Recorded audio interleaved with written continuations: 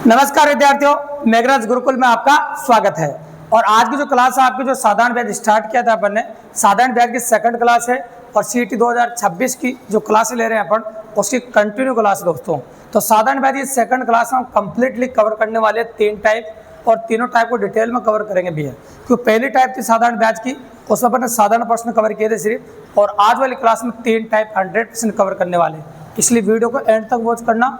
ये आपका चौथा चैप्टर है जो साधारण ब्याज अपन पढ़ा रहे हैं आपके एग्जाम के हिसाब से। तो आइए शुरुआत करते हैं अपन। और आज की जो पहली टाइप रहने वाली है आपकी वो रहेगी टाइप नंबर 2। पहली टाइप अपन पढ़ चुके हैं पहले, और टाइप नंबर 2 रहेगी आप जब मूलधन स्वयं का a/b हो जाए। तो ऐसे क्वेश्चन एग्जाम में देखने को मिला जिसमें ऐसी लैंग्वेज का प्रयोग हुआ जब मूलधन स्वयं का a/b हो जाए। तो जब भी कभी ऐसा हो आपके साथ और ऐसी लैंग्वेज बोला जाएगा जब मूलधन स्वयं का a/b हो जाए, तो इसमें एक वेरिएंट होता है जैसे शायद सिंगल कंडीशन क्वेश्चन हो चाहे डबल कंडीशन क्वेश्चन हो, उनको भी काफ़ी इजीली काफ़ी आसान भाषा में आप कर सकते हैं भी। देखिए तो RT बराबर होता है आपका a-b/b/100। तो इससे सिंगल कंडीशन करो डबल कंडीशन करो तुम्हारी मर्जी पर जो करो। इनका मतलब भी समझा देता हूँ मैं आपको, आराम से समझिए। R का मतलब दर क्या है, T का मतलब समय क्या है, और a/b गुना हो जाता है। तो ऊपर वाला भाग तो a है और नीचे वाला भाग b है आपका, तो ये a/b का मतलब है। ठीक है, अब बस जो भी लैंग्वेज बोली जाए उसमें सब कुछ पता चलेगा, या तो दर देगा या समय देगा, जो भी देगा सब क्वेश्चन के अंदर लिखा होगा। आइए क्वेश्चन से डिस्कस करते हैं बिल्कुल सिंपली। ये पहला क्वेश्चन स्क्रीन पर आपको दे रखा है, इसको गौर से देखो। कोई धन साधारण ब्याज की किसी दर से 1/4 वर्ष में स्वयं का 41/40 हो जाता है, स्वयं का 41/40 हो जाता है। तो वार्षिक ब्याज की दर क्या है?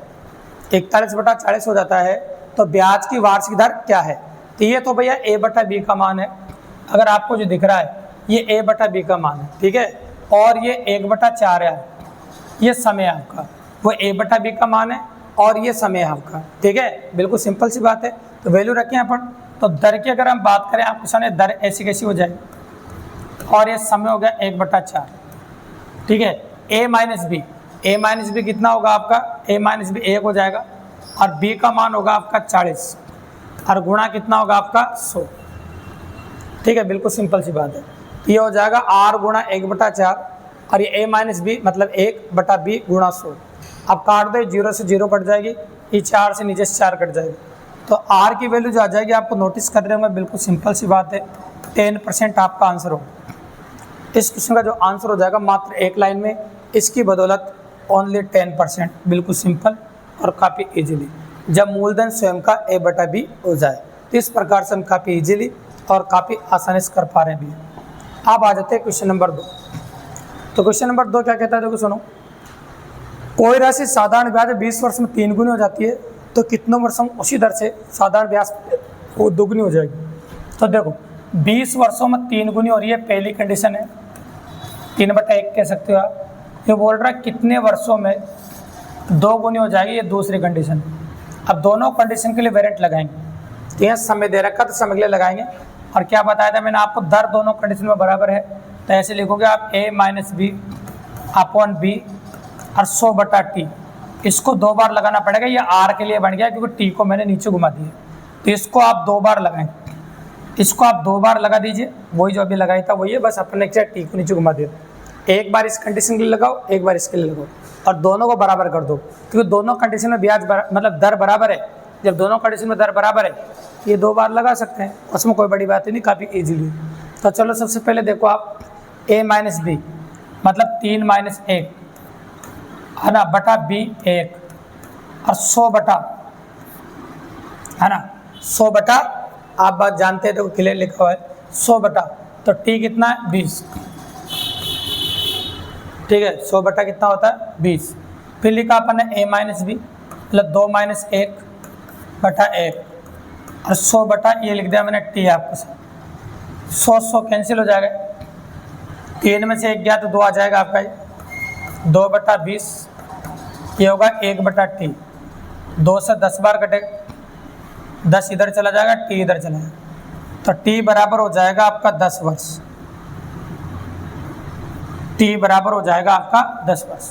तो एग्जैक्टली जो वैल्यू होगी आपकी t का मान जो होगा आपका वो 10 ईयर्स हो जाएगा, मतलब 10 वर्ष हो जाएगा t का मान। बिल्कुल सिंपली काफ़ी इजीली अपन ने कर दिया आपके सामने।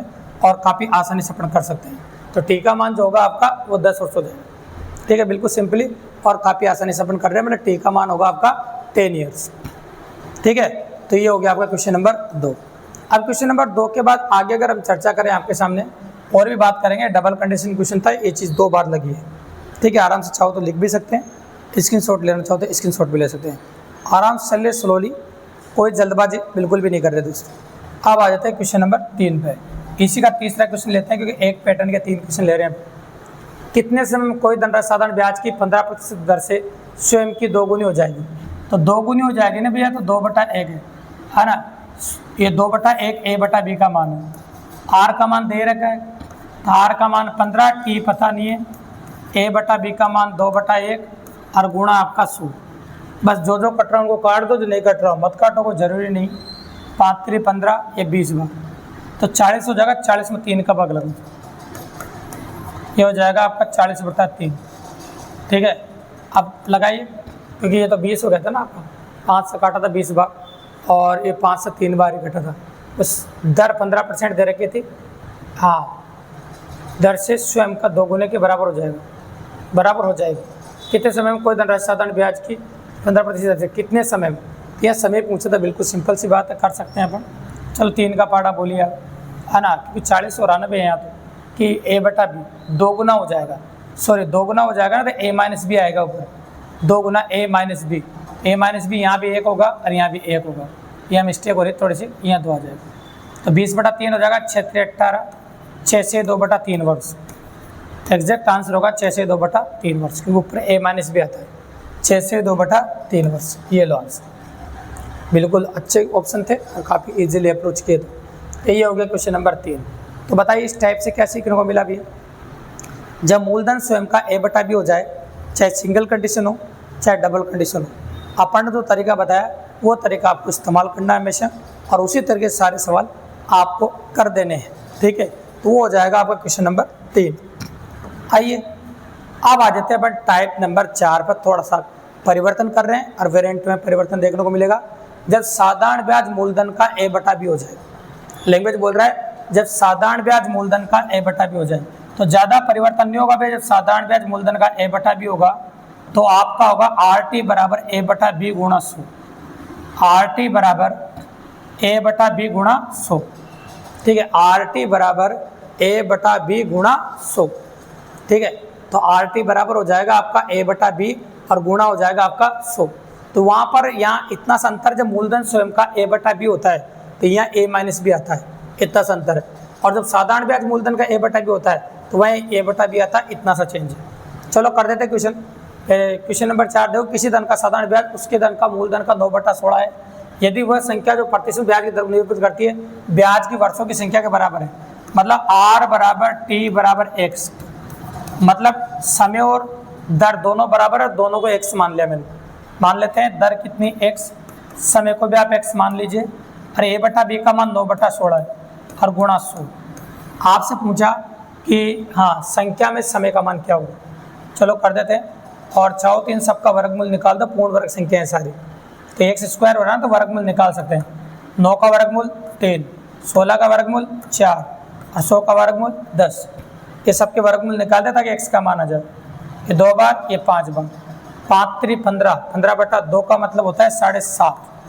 अगर दर पूछे तो 7.5% आ जाता, और समय पूछे तो 7.5 वर्ष आ जाएगा। तो एग्जैक्टली आंसर होगा आपका 7.5 वर्ष।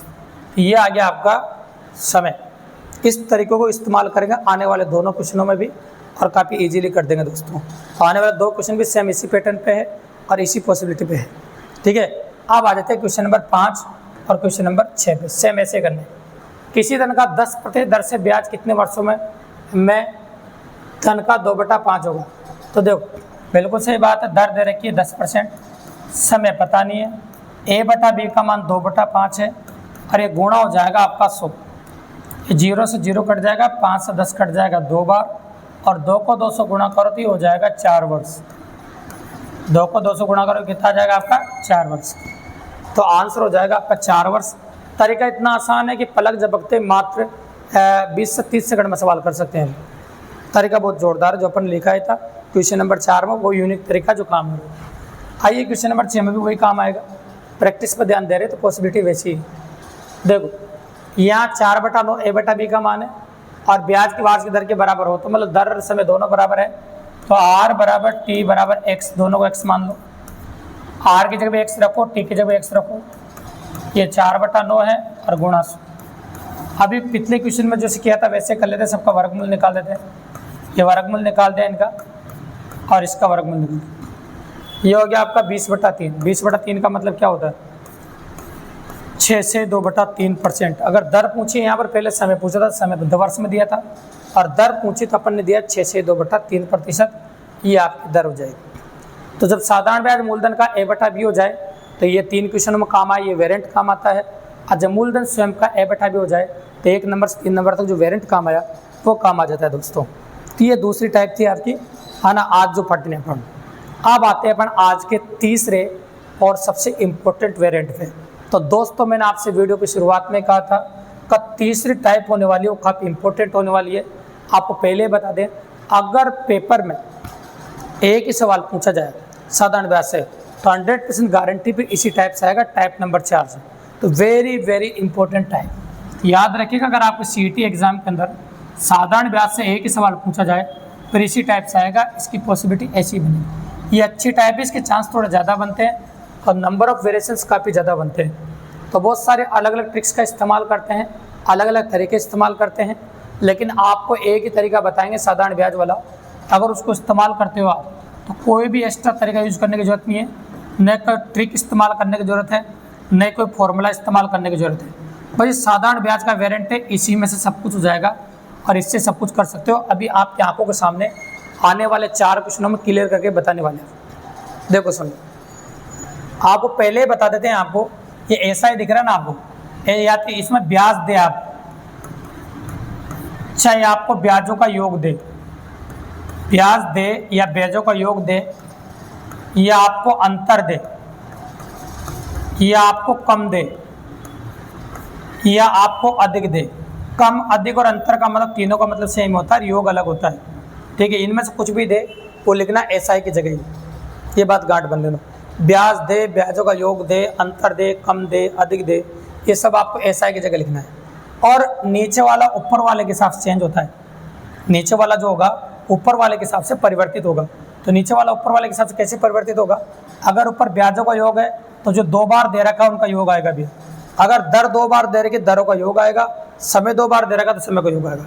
अगर ऊपर ब्याजों का अंतर है, कम या अधिक है, और यहाँ दरें दे रखी है 2, या दरों का अंतर आएगा। समय दे रखे हैं 2 तो समय का अंतर आएगा। तो ये अप्लाई करेंगे अब। चलो इस क्वेश्चन में अप्लाई करके बताता हूँ मैं आपको। चलो इसमें पूछा आपसे ब्याज की दर ज्ञात कीजिए, तो भैया ये पहचानो क्या पूछा है। तो यहाँ दर पूछा है और मूलधन दे रखा है 600 रुपये, तो मूलधन तो लिख दिया भाई मैंने 600 रुपये P की जगह। यहाँ दे रखा है ब्याजों का योग, तो ब्याजों का योग 80 रुपये है, 180 और गुणा 100।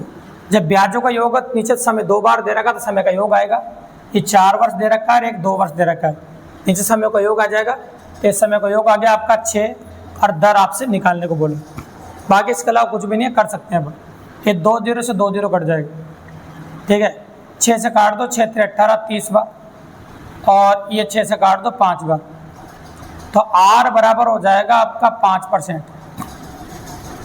R बराबर कितना हो जाएगा आपका 5%, बिल्कुल सिंपल और काफ़ी इजीली। तो R की जो वैल्यू हो जाएगी आपकी वो 5% होगी, ठीक है। ये 7 में R की वैल्यू जो होगी आपकी वो 5% होगी, ठीक है। ये हो गया आपका क्वेश्चन नंबर 7, जो काफ़ी इजीली और काफ़ी आसानी से अपन ने कर दिया दोस्तों। क्वेश्चन नंबर 7 हो गया, ठीक है। अब आ जाते हैं क्वेश्चन नंबर 8। क्या कहता है आपका, देखो सुनो। 5000 रुपये पर 2 वर्षों में ब्याज की राशि भिन्न भिन्न बैंकों से मिली है, उसका अंतर 25 रुपये है। तो दोनों बैंकों की ब्याज दर में अंतर बताइए। तो मैंने बताया रखा आपको, मूल राशि की जगह तो मूल राशि लिख दो, 5000 आपको पता चल रहा है। ऊपर ब्याजों का अंतर दे रखा है 25 रुपये।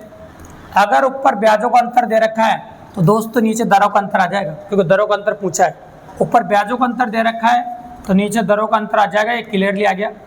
और समय दे रखा है 2 वर्ष, ये देखो सब कुछ लिख दिया, बस काटते एक लाइन में आंसर आएगा। इतना जोरदार तरीका है, एक लाइन से दूसरी लाइन नहीं लगेगी, 100% गारंटी है। दूसरी लाइन तो ऑप्शन में ढूंढेंगे आप, है ना, प्रैक्टिकल करने के लिए। ये देखो आप 2 0 से 2 0 कट गया, 25 से 2 बार कट जाएगा।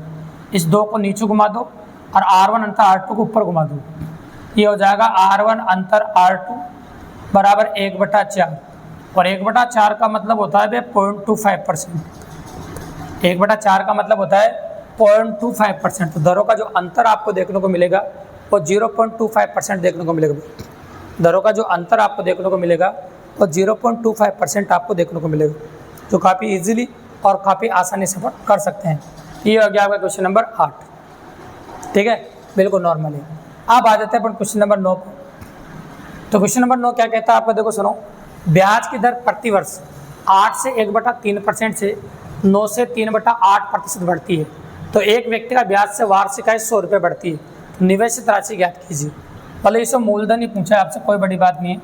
तो देखो ब्याजों का अंतर कितना होगा आपका 100 है ना, और गुणा में भी कितना लिखे अपन 100, और नीचे आएगा आपका दरों का अंतर इंटू समय।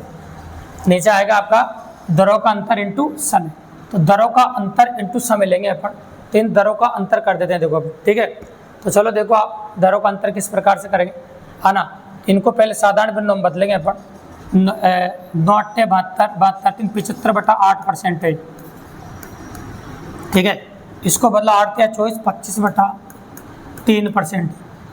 ठीक है, अब इनको अंतर कर दें अपन।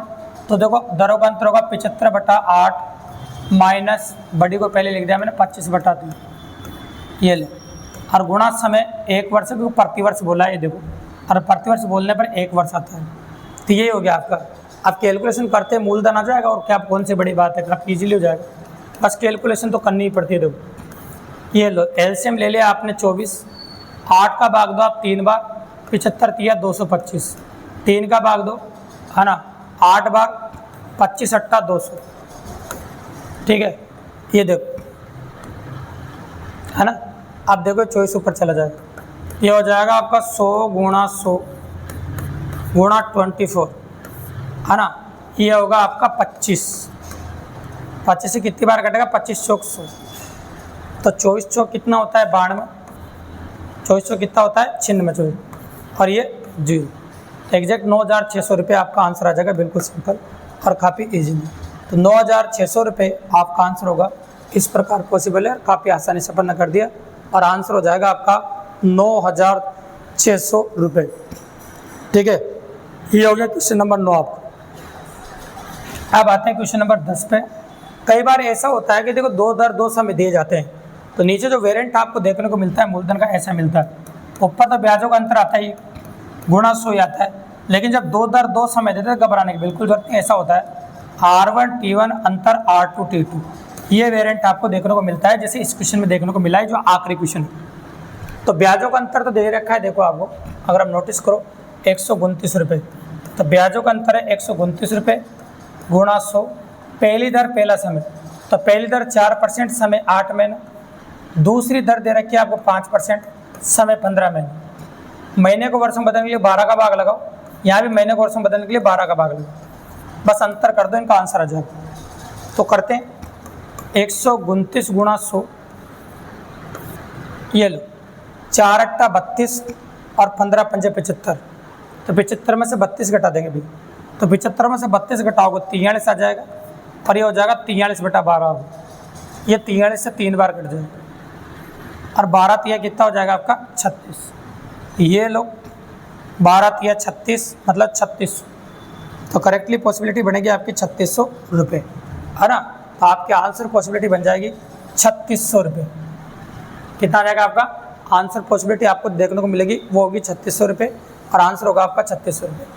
तो इस प्रकार से आज की क्लास में कम्प्लीटली अपन ने 3 टाइप 100% कवर कर दी दोस्तों।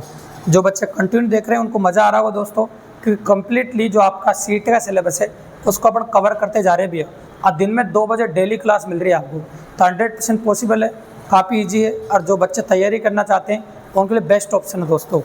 अगर वीडियो पसंद आया, वास्तव में अच्छा लगा हो दोस्तों, तो चैनल को सब्सक्राइब करना, लाइक करना, शेयर करना, और अपने और दोस्तों को बताना, ताकि इसी प्रकार बेहतरीन क्लासें हम रोजाना आपके लिए लेके आते रहे दोस्तों। धन्यवाद।